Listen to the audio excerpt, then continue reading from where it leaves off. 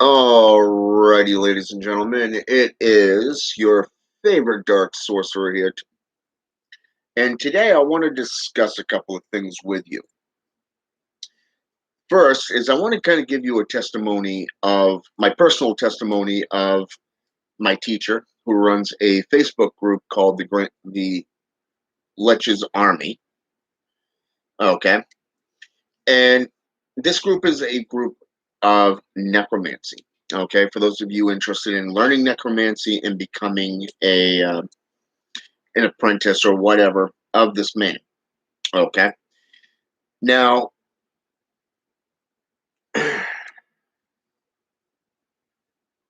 I've known this man a couple of years now. I've been an apprentice of his for about 6 months. I've learned a lot from this man, from the meditations to the breathing exercises and just about everything that he's put forth to this date. And I'm not going to go into details on what this entails because it would take a lot longer than what I want to do.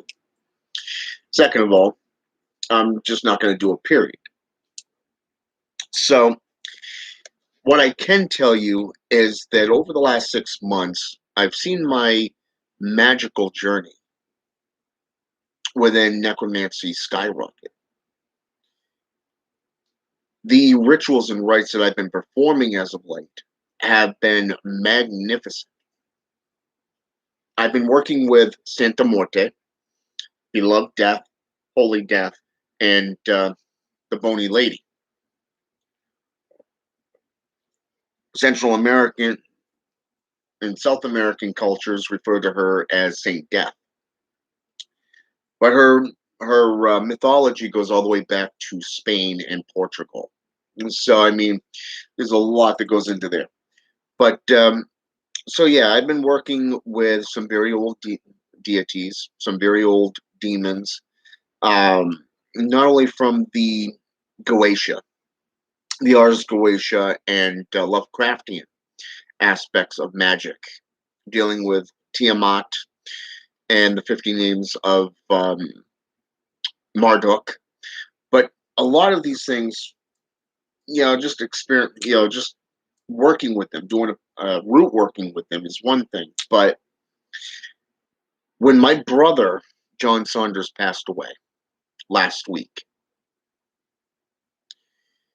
I did a funerary rite for him. Okay. I do that for just about every member of my coven, my personalized coven. Okay. And he was literally the last brother from my coven to pass away. That just leaves me and a sister. Okay. And no, I do not plan on opening up another coven or even creating another coven. I'm just about done with that. So don't bother asking about, joining in or coming into my coven because it's just not going to happen, you know.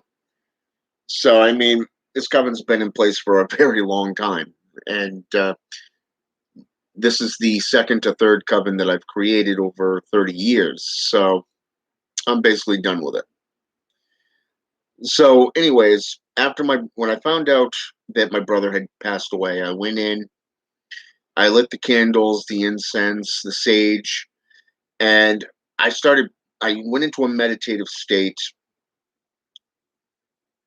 and I just started calling on these beings.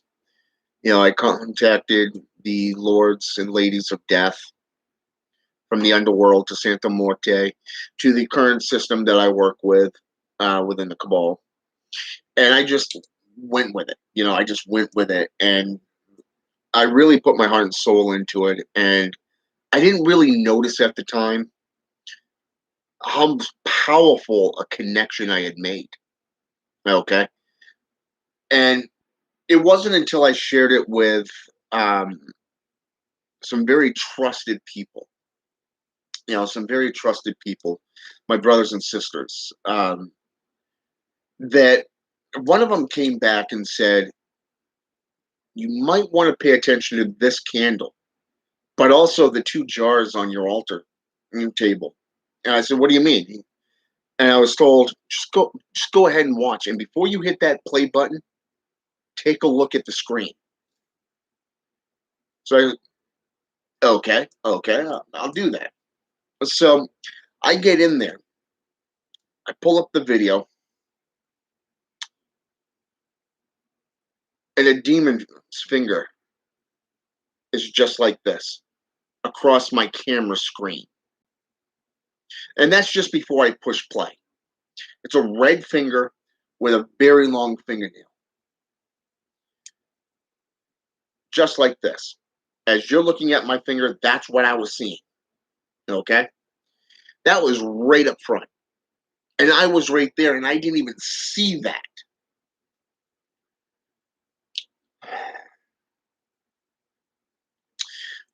So then I proceeded to play the video.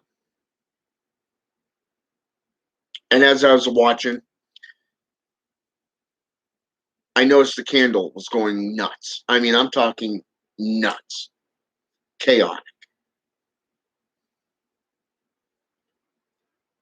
I noticed that the spirit jar that I put together for my brother John Saunders was glowing a neon green glow. The other one looked more like a glass crystal. You know how the light hits it and it just brightens right up, like you have a light bulb inside of it. That's what I'm talking about right there, ladies and gentlemen. It was just magnificent. I've never had that much of an encounter before. And I've been doing this within satanic practices for 32 years as of this coming September. So the ironic part was I was going through I didn't really see the figure that this person told me about. So I ended up going into the photos that I had taken during the rite. And the candle that he was speaking on, I went under and I kind of blew it up and I was like, wow. I could not believe I caught the entity just above that candle. Kind of a grayish background with this figure dressed in black and black outside of that gray. Kneeling down in that circle, almost like a vortex into a different dimension. Right there. I could not believe it. So I messaged back and I said, you noticed all this? He says, yeah. I said, so we're sitting there breaking everything down. We're just breaking it down, frame by frame within the video. And we caught about 3, 4 different things that just stuck out to everybody. And it was like, God damn. Couldn't believe I did that. I had that happen. Now I know my personal experience was with demons and spirits over the years. They come and go as they please. You don't really have a choice if they show up or not. It's on them and not on you. You know, you can sit there and call on them until you're blue in the face, but in this instance, this is just one of them that just bam was there. So it was spectacular. So I started thinking about it, and as I was breaking it down, I realized it was due to the Grand Lich's teachings from the Lich's Army group on Facebook. He's been my mentor, my friend, my brother for a couple of years now. So if you were into necromantic rites and rituals, I would definitely recommend getting into that group and learning. Okay? Learn from it. Because he definitely knows his shit. He doesn't bullshit around. He's not going to sit there and steer you down a wrong street or, blow smoke up your ass. He's not. He's just not that kind of guy. He's a busy man, and he knows his shit. Now, if my rites and rituals have become this potent, just within and within 6 months of practice and study underneath his tutelage, I can only imagine what it's going to be like 2 years down the road, 5 years, 10 years. And I'm just an adept. I'm his apprentice. Okay? So, way I look at it is of seeing the results just within 6 months. What's it going to be like 5 years from now or 10 years? And if you go beyond that, well, guess what? That's I can't. I'm not even going to bother getting that far ahead. But yeah, I mean, if you're interested, hit this man up. Go into that group on Facebook and just hit him up. Say, hey, I'm interested in becoming an apprentice. What do I have to do? And he'll hook you up.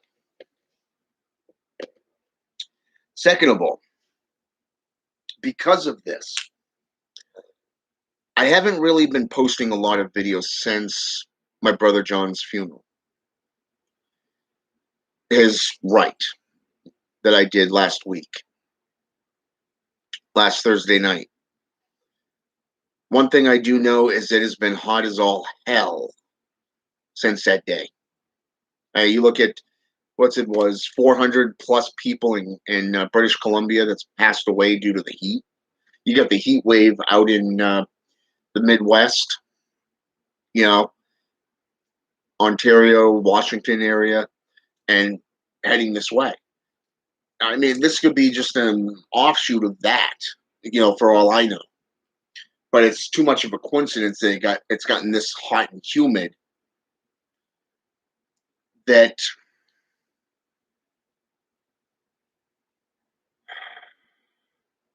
we there's just too much of a coincidence that this started the same day that I performed that right. There's not, you know, it could just simply be a coincidence, but I don't know. This is not the first time something supernatural has happened that has occurred within a national thing. You consider the heat dome that took place when I was cursing my former boss, for his betrayal and lies that he told to me for over a month. So, anyways, since this right and all this came down, I've been I just been sitting back and just following, the other, apprentices and stuff, and I've been just following people on Facebook and social media. I've been seeing all the posts on my YouTube channel, all the videos that I've got on there, and I really haven't done much. And I made a small little comment um, on the Grand Lich page, and next thing I know, I got two people coming at me with a homework thing, and it's like shit. I should have seen this one coming. I should have seen it coming. Yeah, I had to make that instead of biting my tongue. I had to make that one little comment about the Witch's Creed. So now I've got like seven. I've got like 3 out of 7 books that I've got to read and do a 4 to 6 page essay on each one of these books, and it's like crap. Okay, this is what I get for opening my mouth, but it's all good. It's all good. I don't mind it. I'm actually happy in a library, and I'm happy studying and reading and practicing. So I mean, it works out for me. So I ended up with this homework assignment, and while I've been reading, one of these books is the complete book of demonolatry by S. Connolly that was recommended to me. Now I've had this. I actually own most of her works. She's one of the foremost leading demonolators in the world, as far as I'm concerned. Her studies and history is dead on. So I ended up I got that book, and I got the other one there, the complete book of demonolatry. So I've been kind of going back and forth between those two, and I only needed one of those, which was the complete book of demonolatry. And the other one was by Michael W. Ford, the Witch's Moon one, and I haven't really got into that one because something about Luciferianism. It's repulsive to me. I'm not a big fan of Luciferian Satanism. The witchcraft is kind of cool because it's pretty good, but as for the satanic aspects of it, no. I can't get into it. I couldn't even read. It took me over 4 months just to get through the the Adversarial Bible by Michael W. Ford. I mean, don't get me wrong, the guy knows his shit. I mean, you consider everything goes right back to the Middle East from their tradition, but I couldn't get into it. So here I am. I have to read this, The Witch's Moon, and do an essay on that. And then there's one other book that I got to get into. And then after that, I've got to order the other 4 books. Okay, I've got to find and order the other 4 books. So, and then when they come in, do the same thing. So, like I said, I got this homework to do, and while I've been reading S. Connolly's books, I've been incorporating some of the rituals and the rites into my own rituals, and it's interesting to see because I've been kind of playing around with this in my mind, and I'm thinking about doing a 4 month, just 4 months, working with the Ars Goetia demons, just getting into them, working with them, and doing rites and rituals with them, and just see where that takes me. Because of the fact that if things are going the way they are, I really want to get into the systems again and really delve into this. Not as a Satanist, not as a Satanist. I've actually been thinking about just saying, let's put that on the back burner for a while and just go with straight on necromancy. Necromancer. Just go right with the necromancer aspect because of the fact that I really like necromancy. I really do.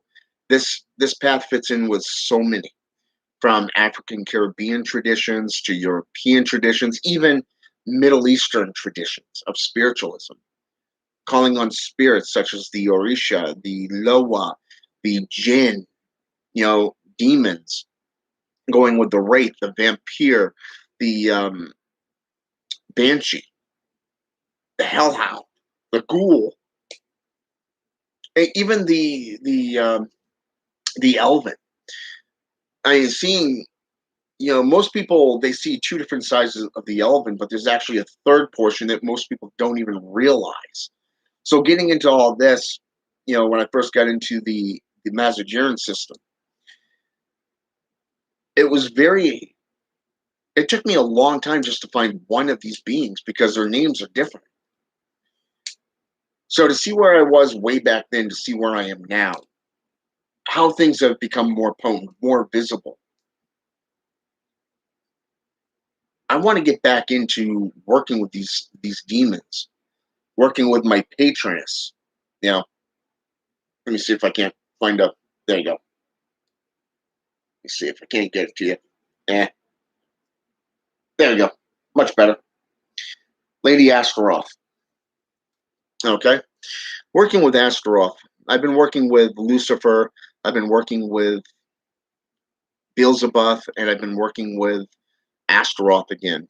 Very, very potent beings. I've been working with Lucifer, Raphael, and Mammon, even Azazel a lot lately. And I really like the energy and the currents there and what's been going on.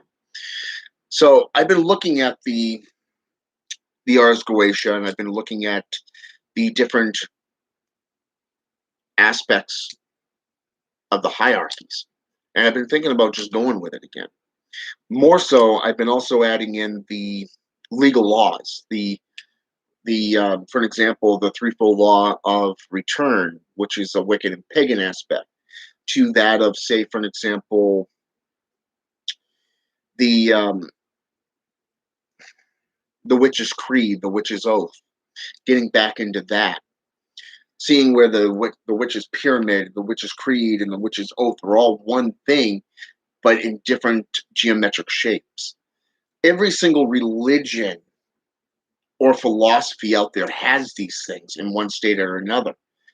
And when you get into the ancient cults and the ancient orders, such as, for an example, let's go with the European musketeers, for an example. And yes, it was an actual 15th century high order of anointed soldiers. within the French army, Napoleon's army. Okay, right up until Napoleon, basically, until they were wiped out. Not really sure why they disbanded, but they're there. But when you go back into the old systems, you have what is known as the Hashishin. The Hashishin was a religious order that wasn't just a religious order, but they were highly trained assassins with 300 confirmed assassinations in the Middle East. And they're traced back to the Shem priests out of Egypt, the Egyptian Book of the Dead, and their journey up into Pakistan. So, I mean, seeing that order between the 10th century and the 12th century and how they raised such a ruckus, seeing the codes and the creeds that they live by, and then going into the Dark Hat, okay? The Dark Hat is dark shamanism, Genghis Khan. Seeing how they were the peacekeepers, or no, I wouldn't say the peacekeepers, they're more of almost like think of royal guards, okay? But it was ironic because of the fact that both the Hashishin and the Darkhad was actually wiped out by the Mongolians. So that was kind of cool to see. But then you go back even further, and between the 6th century and the Crusades, you have the Knights of Templar, and you see the creeds that they worked in. Okay, the creeds and the laws that they went by. Some might even view them as the Vatican's personal army. Okay, which was pretty cool. But even if you go back to the Second Order, you have the Order of the Black Robes. They had their own creed, their own laws, their own you know foundation to which they lived by, and it was seeing all of this throughout history. It's very interesting to see how these things play into effect, and then to see where it plays into my own homework. It's like, god damn, it's like you're going full circle here. So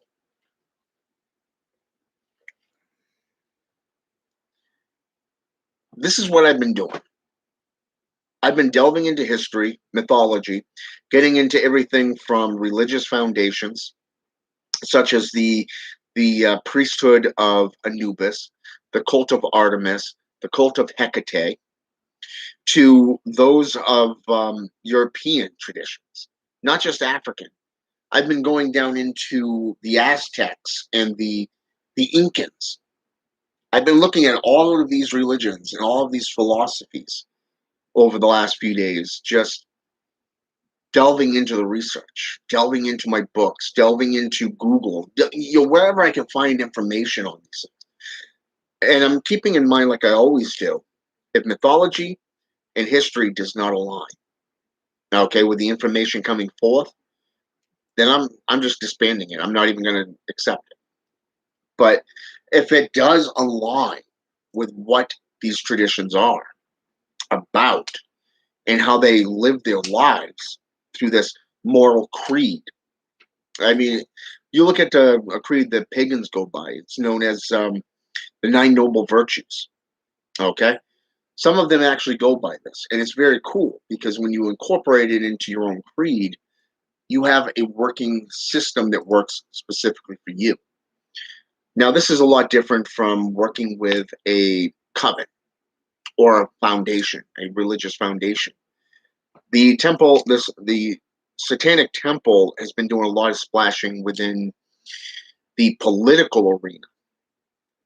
And I'm beginning to see within my own studies and my own job at Dunkin' Donuts how the legal laws are being violated by a majority of Christians. Okay.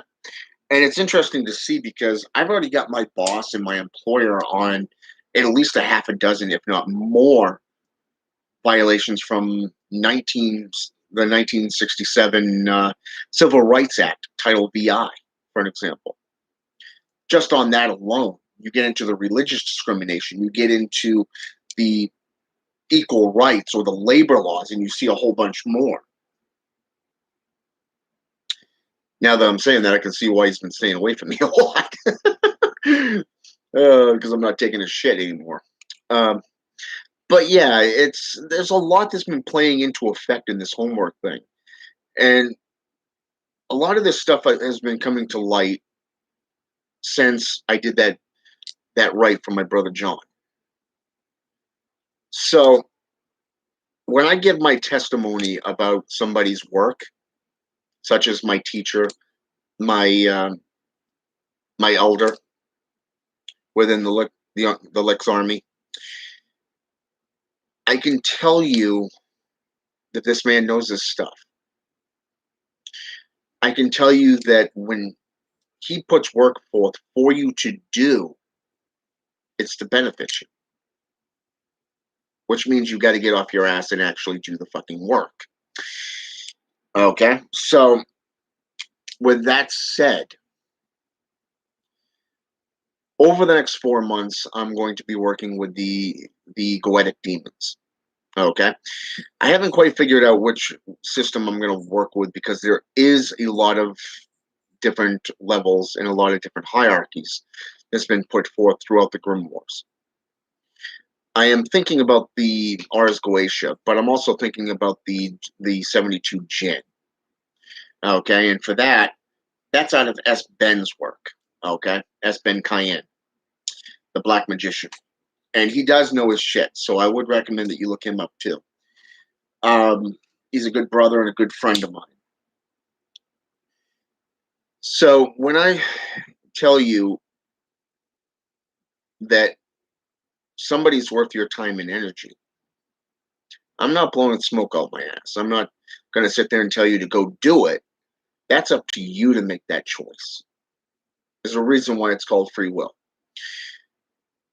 So if you're interested in becoming a necromancer and you're interested in actual sorcery that has not been corrupted in any way over, say, oh, I don't know, let's say 500 years,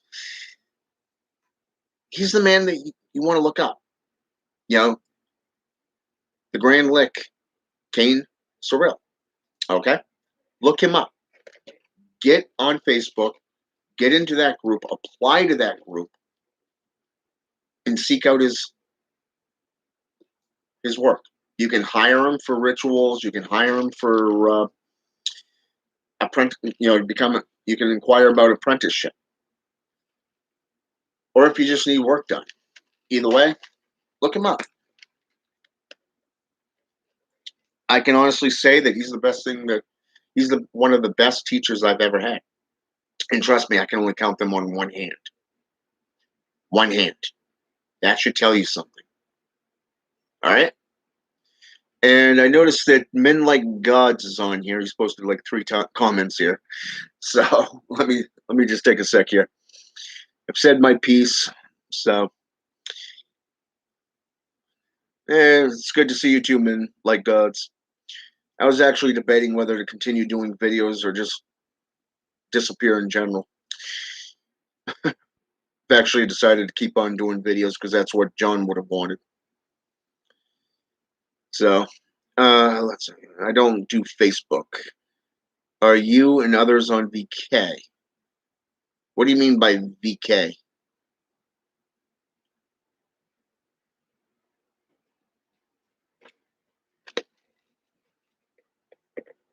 One thing you got to understand about me is I'm still playing catch up on abbreviations. My coworker had actually said something the other day, and I had to sit there and ask her, what the hell does that mean?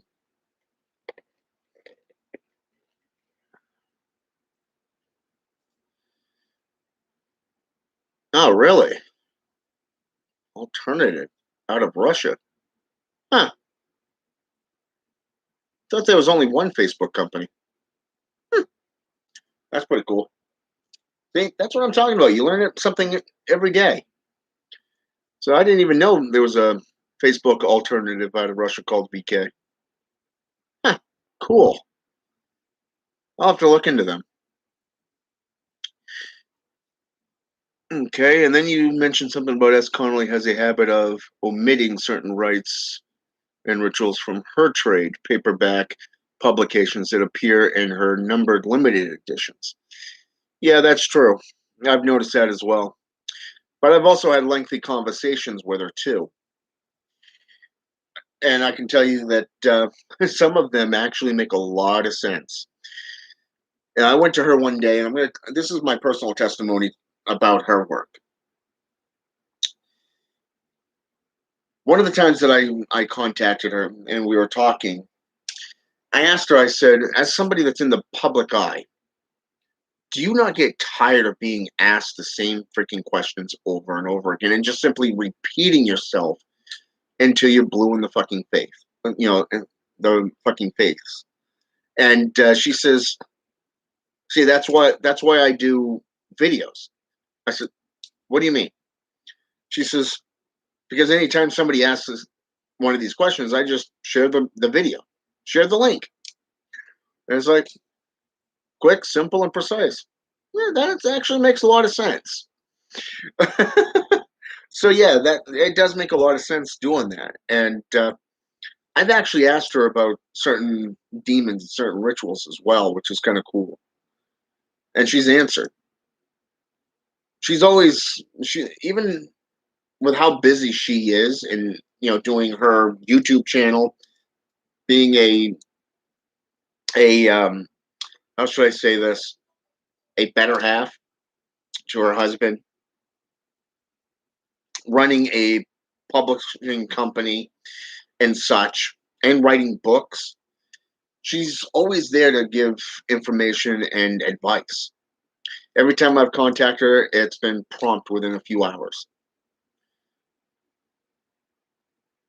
Sometimes with by the next morning, you'll have a comment. So fire, reply wise. So I do recommend S. Conley. She's right up there with S. Ben Cayenne and Edgar Cabal.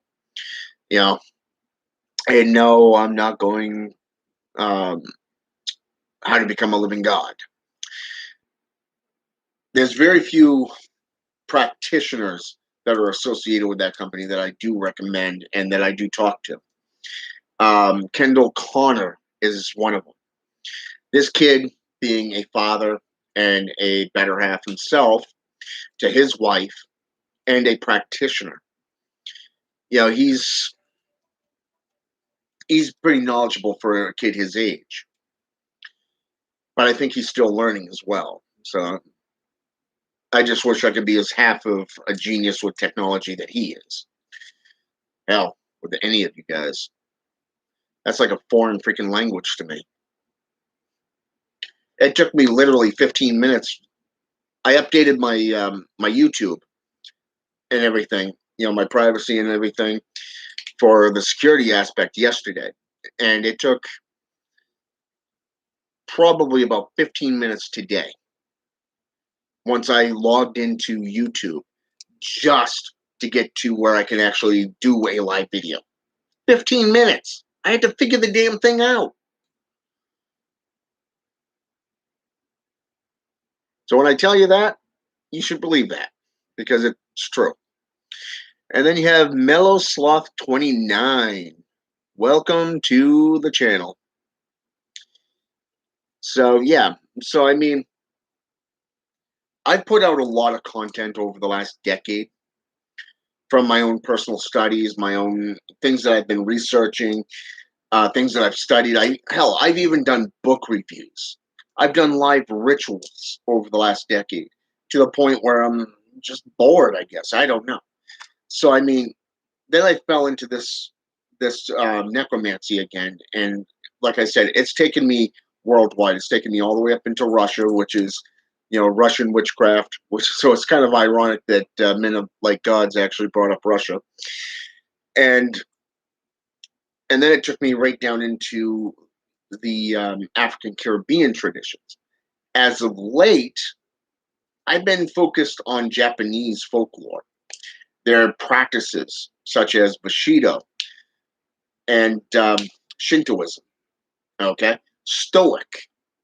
And there was somebody actually on one of the other channel, one of my other videos, that actually asked if I would do a video on certain things that deal with politics and laws and different outlooks. I guess a lot of people apparently have been doing it lately, and this individual wanted to know my perspective. Well, personally, the content that I put on here is free. Okay. But if I'm going to waste my time teaching somebody, you're going to be paying me for my time. And as for that video that this individual has asked me to put forth, it would have to be a long time, probably about 3-4 months, just to gain a well-rounded understanding of the areas in question that you wanted me to speak on. Namely, because I don't focus on worldly things. I don't follow a lot of people. Okay. This is something that I choose to focus mostly on my life, my work, my family, and my practices, my self mastering and self evolution, my apprentices. You know, I want you to think of a dartboard. Okay, the bullseye section is you, your wife or husband. I'm not going to judge, and your children. Okay, now go to the line outside of that. Okay, the line immediately outside of that is your immediate family, your better part family, the grandparents, mine, yours, whatever. Okay. And then you got your friends outside of that, and then everyone else outside of that. Okay. So in that model, it kind of gives you that focus on what you're delving into. Again, when you're dealing with necromancy, it's a whole nother system. So when we're getting into necromancy, you're getting into the medical beliefs. You're getting into the history, the mythology. Why was it considered one of the first of the seven forbidden arts? Why was it associated at one time with shamanism?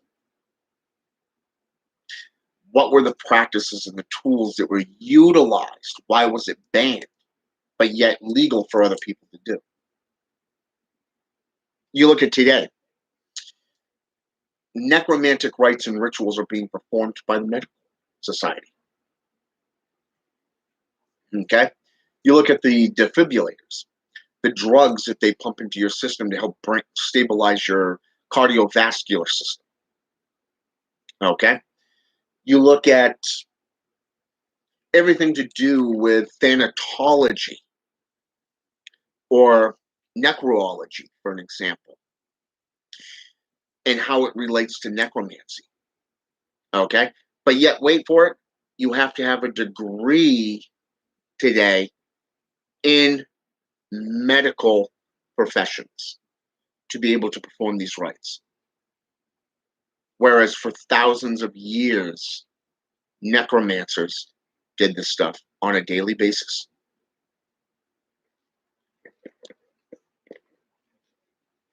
You don't believe me? Good. Go look it up yourself. Thanatology only goes back to the 1940s. The 1940s, when it was created. Didn't become popular until around the 70s. I think it was 73, if I'm not mistaken. Get into, let's go back to the 18th century. Look at the medical practices that they did with freezing water, electricity. Look at the gas chamber or the electric chair. Look at the drugs on death row that they use to kill you. This is stuff that deals with alchemy, necromancy, herbalism. This is occult stuff that's been practiced for hundreds of thousands of years. Just think about that for just a moment. Just just think about that. Just like working with spirits of death. Santa Morte, for an example, like I mentioned earlier. Or how about Azazel, the warrior? How about Ares, or god of war, who used to be known as the god of farming? Or how about Anubis? How about Hel, Hel, Helios, in Norse mythology? Hmm. What about Thoth, the magician? Pazuzu, the Mesopotamian harbinger, lord of death, basically. But I wait for it. Here's the flip side. He supposedly protected the people from Lalitu, Lamashtu, Lamashtu, who's got the same characteristics as Lilitu, Lilith, succubus, the succubi, the queen of the demons, the mother of vampire, depending on which myth you're following. But yet, Lamashtu was his adversary. Some ones that people called him for to protect them from her. Huh. What about going into Germanic, Proto-Germanic times, the monotheistic times, or the monotheistic times? How about the Paleolithic era, and seeing the type of elven, the white elves who would be classified as angels or good spirits, the black elves associated with demons or demonolatry, the Coco Daemon, or just plain the daemon itself.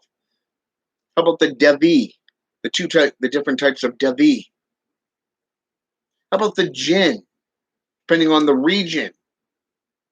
They can be tricksters, they can be beneficial, helpful, or they could be a destroying factor. But yet, who put the Christian church in as being going as far back as the Vatican? Who put them in charge of what's right and wrong, what's good or evil? Yeah, they had the numbers and they had the balls to enforce it. But now you got governments involved because they set it up that way. Go back throughout history and you'll see this.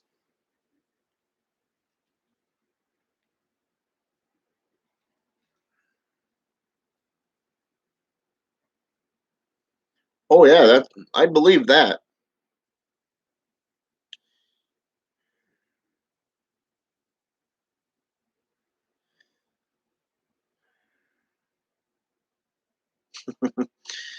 True, very true. And to be fair, there still are a lot of them are in what is it, India, I believe. I believe it's India and I want to say Romania, if I'm not mistaken, where they still use the old push carriages, and people are that deal with the dead are considered condemned and dead already, and they're shunned and overlooked, much like those who collect garbage. You consider even here in the U.S., you have if you've been trained in thanatology through the medical school fields of schooling, you can actually open and run your own funeral home. You can work in the morgue even, just because you have that title. And keep in mind that thanatology deals with a lot of different things, not just necrology and a few other things that I'm not going to get into. But I wanted to do this video off my intent on my practices that I'm getting ready to get into, okay, for the next 4 months. Not just the homework assignments that I'm doing, but I also wanted to give you a name of somebody that will benefit you in this field if this is the path that you seek, okay, that you're being called to do. But I will tell you this, he's a very busy man. He's a very, very busy man. Do not waste his time. Because if you waste his time, you will become an enemy. You'll simply be ignored, an outcast. Second of all, for those of you who truly want to make this a path working and a full time basis living, hit him up.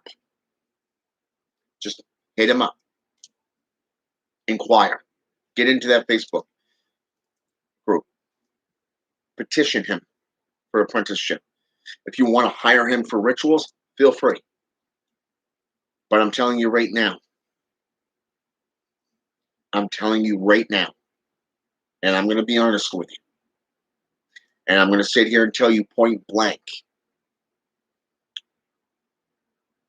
don't waste his time. If this is something that you want to dabble in, don't waste his time. If this is a path working that you are ready to delve into on a full-time basis, 365 days a year for the rest of your life, and go into other religions, other path workings, and getting into the most purest of magics, then feel free to reach out to him. This is not a sometime thing. This is not a one-time thing. This is something that you need to take personalized responsibility for. This is a path that will benefit you if you apply the teachings to your life.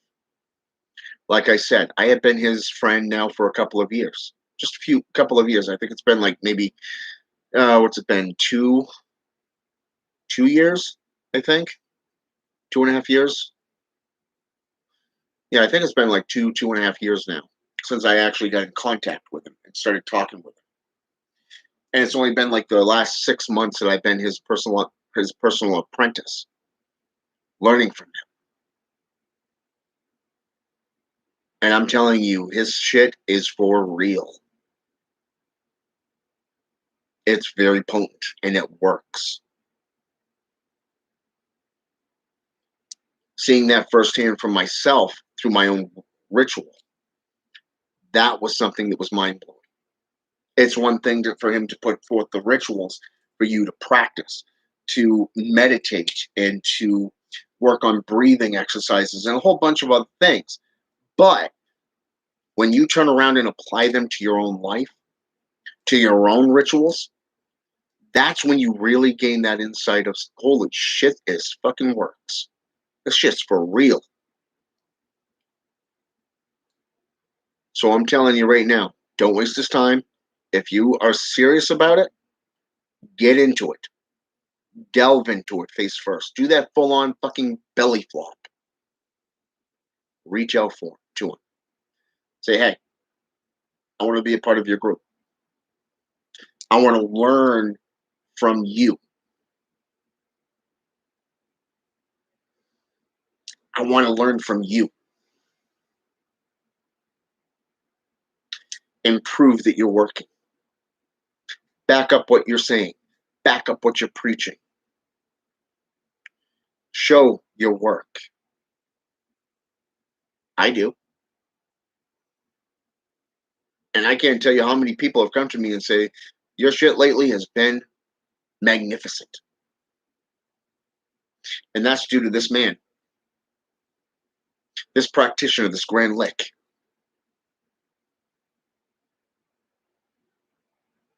His lessons, his teachings are for real. Hit him up. All right? Have a good one.